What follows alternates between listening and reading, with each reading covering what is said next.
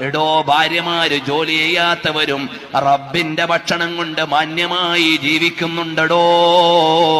അല്ലാഹ് risk മുടക്കിയിട്ടില്ല.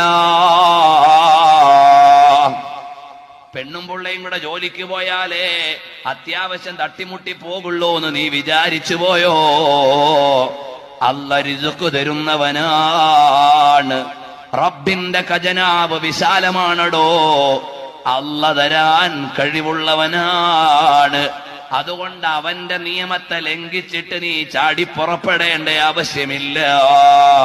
അല്ലാഹു നൽകിയ ഖിന കൊണ്ട് ജീവിക്കാൻ കഴിയണം. റബ്ബ് നൽകുന്ന നിഅമത്ത് കൊണ്ട് മുന്നോട്ട് പോകണം. അല്ലാതെ അവളും കൂടെ പോയാലേ തട്ടിമുട്ടി പോവുള്ളൂ എന്ന് നീ ഒരു ഇക്വേഷൻ എഴുതി വെച്ചത് അബദ്ധമാണടാ. അവൾ കുലീനയായി വീട്ടിൽ ഇരിക്കണം. അനിവാര്യമായി സ്ത്രീകൾ പഠിക്കേണ്ട ചില വിജ്ഞാനങ്ങളുണ്ട്. അതിനെ ഇസ്ലാം വിലക്കുന്നില്ല. പെണ്ണിന് അക്ഷരം പഠിപ്പിക്കേണ്ട എന്നല്ല ഞാൻ ഈ പറഞ്ഞതിന്റെ താല്പര്യം.